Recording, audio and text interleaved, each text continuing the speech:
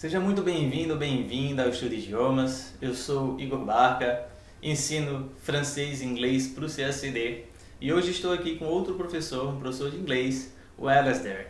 A gente vai falar um pouquinho sobre a prova de inglês do CACD, tanto a prova objetiva quanto a prova discursiva. O Alasdair, ele está responsável pela parte de correções de simulados da segunda fase de inglês aqui no Estudo de Idiomas e também dá algumas aulas particulares, tá bom?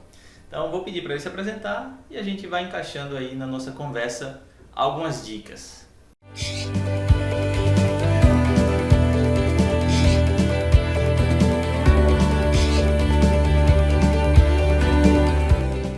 Então, Alasdair, você poderia, por favor, se apresentar, falar um pouquinho da sua experiência com línguas e com inglês? Com certeza. Então, muito obrigado, Igor, pelo convite. É muito prazer estar aqui. O meu nome é Alasdair, como você falou agora. Eu sou australiano, mas eu moro aqui em Natal já faz um pouco mais de 3 anos. E a minha formação na universidade foi na área de cinema. Né?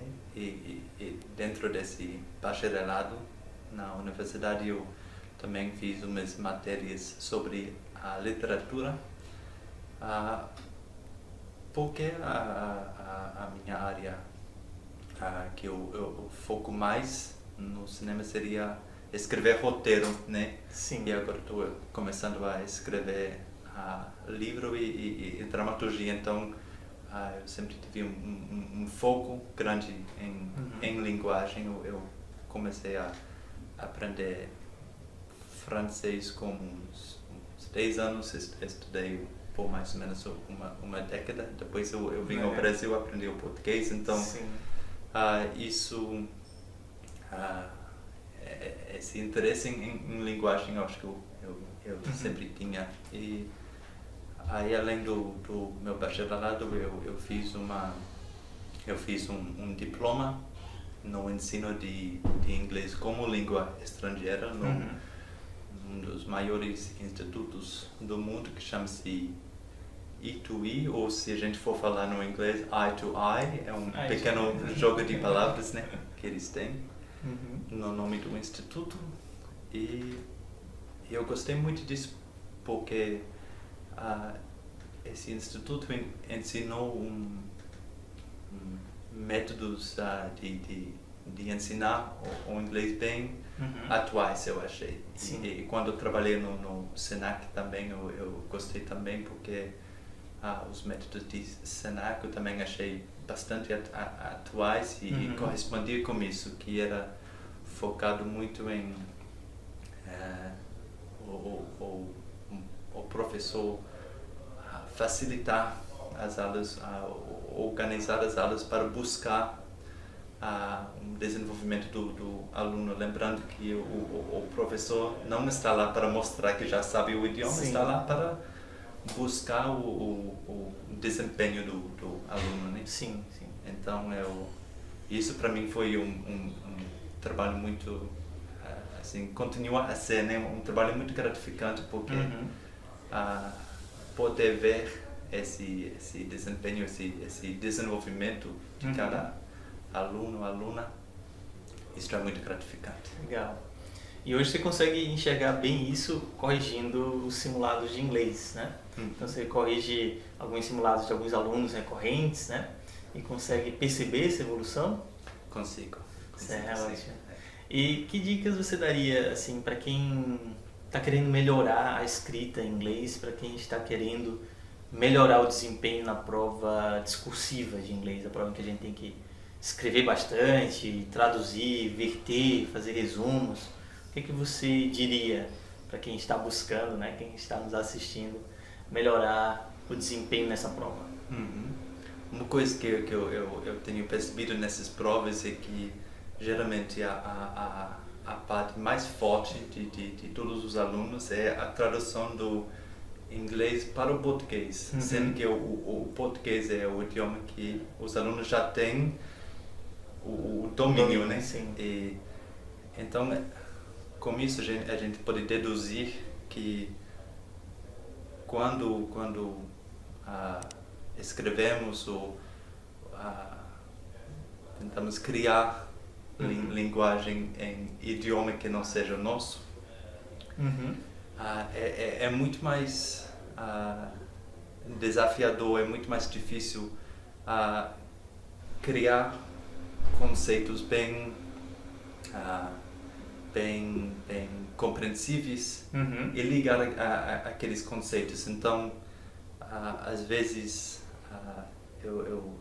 eu vejo que poderia existir uma corrente mais forte pelas ideias, uma estrutura mais elaborada. Sim. E isso tem a ver com as dificuldades de ser outro idioma. Então, para desenvolver isso, eu acho que é necessário um contato com exemplos muito bem feitos disso. E não precisa, nem sempre precisa ser em livro. Eu sei que eu pessoalmente sou uma pessoa que gosto muito de ver vídeos, de redações de vídeo, por exemplo, de escutar coisas. E a gente vê que hoje em dia, como o YouTube, há muitos recursos ligados a isso. Por exemplo, alguém que queira aprender um pouco mais sobre filosofia ou ver uns resumos sobre ideias de filósofos, pode ver no YouTube o canal The School of Life. Né? Alguém que queira aprofundar no conhecimento do cinema, de roteiro, pode ver um canal como Lessons from the Screenplay. Ou se o aluno queira adquirir um contato com um inglês mais coloquial, né?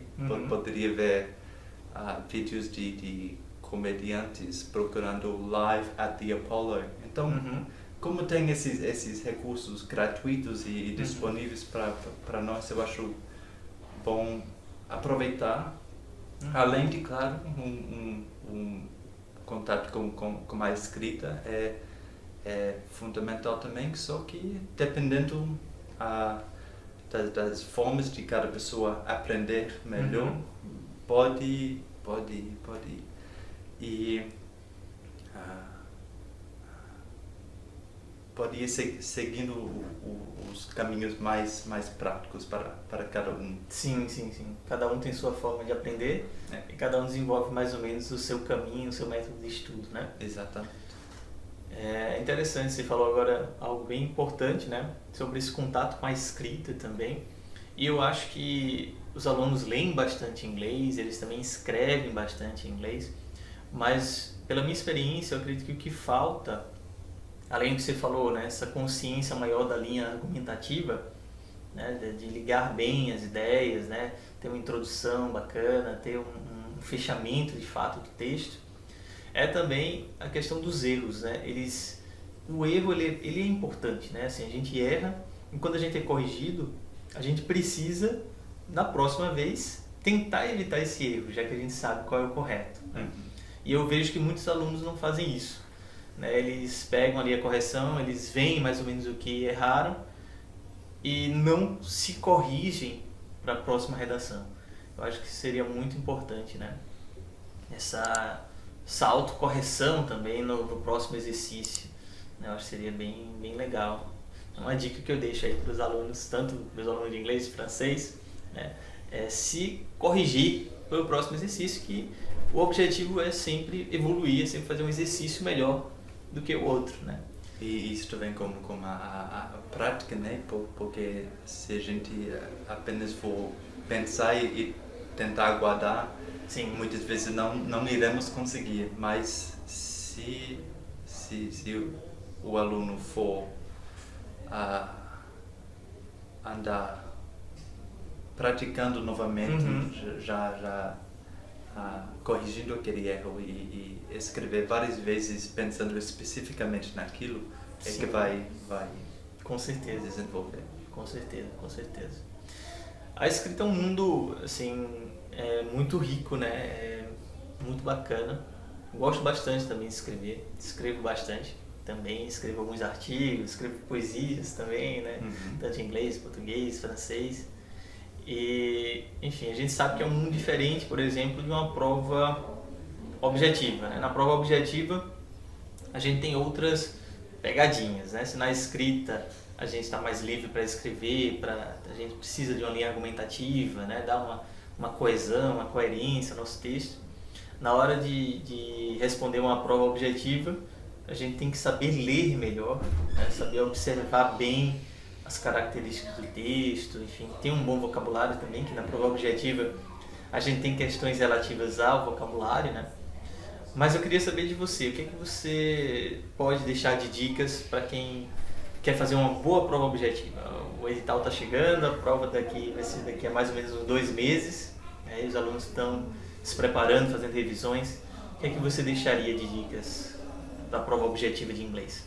A prova objetiva de inglês, o que eu acredito seja essencial é o contato com o idioma, especificamente porque inerente a cada idioma existe uma abordagem conceitual. A gente nós temos formas diferentes de expressar às vezes a mesma coisa. Um exemplo disso seria o jogo de azar. Que quando eu cheguei ao Brasil, estava aprendendo o português, eu andava dizendo um jogo de chance, porque no inglês a gente queria dizer a game of chance. A game of chance. Aí, até que alguém dissesse, aqui seria assim, né? Porque a gente pensa de outro modo. Sim. Então, bom, é apenas um exemplo, né? Mas isso é muito dominante em cada idioma, essa abordagem conceitual. E quanto mais nós ficamos familiarizados com o idioma, quanto mais nós vamos estar dominando isso, né? Sim. Bacana. Então isso seria muito importante para poder entrar nisso, né? Porque quando, por exemplo, nós lemos um texto, até a nossa língua mãe, né? No nosso primeiro idioma, pronto, é outro exemplo. A gente não iria dizer língua mãe, a gente iria dizer primeiro idioma, my first language. Quando nós lemos um texto, sempre existem palavras que a gente nunca viu antes ou esqueceu o significado, e necessita poder buscar o significado daquela palavra dentro de um contexto, né? Sim. Então, quando estudamos um outro idioma, é muito importante poder fazer isso também, né? Que nem sempre nós vamos ter buscado no dicionário cada palavra que está lá, mas o contato maior com o idioma também desenvolve essa habilidade, essa capacidade de poder buscar significados de palavras dentro de contextos, né? E eu acredito que para essa prova isto seja fundamental, né? Para poder passar. Sim. Isso a gente chama de inferência, né? A gente saber inferir os significados das palavras. Isso é bacana assim para a prova, para as questões de interpretação de texto, porque as questões de vocabulário elas são bem específicas, né? Então as questões de vocabulário elas pedem tal palavra é sinônimo de tal, tal palavra significa tal coisa, então a gente tem que saber exatamente o significado daquela palavra, né? Então assim, a sua experiência com o francês, com o português também, como estudante da língua portuguesa, né? Como você aprende vocabulário? Que dicas você deixaria para melhorar o vocabulário, para construir um melhor vocabulário? Bom, uma coisa que eu acho muito importante, que você até falou sobre isso agora há pouco, é que eu acho que nós temos que saber nos arriscar dentro do idioma. Arriscar no sentido de, às vezes, adivinhar o sentido de uma palavra ou tentar adaptar, né, a palavra do nosso idioma para o outro. Já tantas vezes que eu sem saber uma palavra, eu pensei, mas como é no inglês, e se eu mudar o finalzinho no português, será que vai dar certo? E pode ser que não dá certo, mas às vezes dá para acertar dessa forma. E se não acertar, você tentou, o processo foi bom e você vai ser corrigido. Sim. Né? Então eu acho importante nós arriscar. E às vezes isso cria situações que engraçadas que aí ficam conosco. Por exemplo, quando eu aprendi o português, eu aprendi a palavra sombra. E aí eu pensava que para dizer que um lugar estava com pouca sombra, eu imaginava que eu ia dizer que aquele lugar está mal assombrado. Mal assombrado, mas... Aí eu fui corrigido. Sim. E agora eu sei que existe uma pequena diferença entre esses. Mas aquela velha coisa de contato, que a gente vê muito no inglês. No português também, né? Mas no inglês há bastante palavras que têm diversos sentidos, né? Sim. Então essa questão do contexto, né? A gente vê como aquele verbo que todo aluno adora, né? O get. Get. Né? Que, nossa, se a gente for pensar em quantas formas, né, pode ser utilizada aquela palavra, isso fortalece essa ideia de que interpretar o contexto seja muito importante. Entendi. Então, contato com o idioma. Entendi. Ótima dica. Ótimo.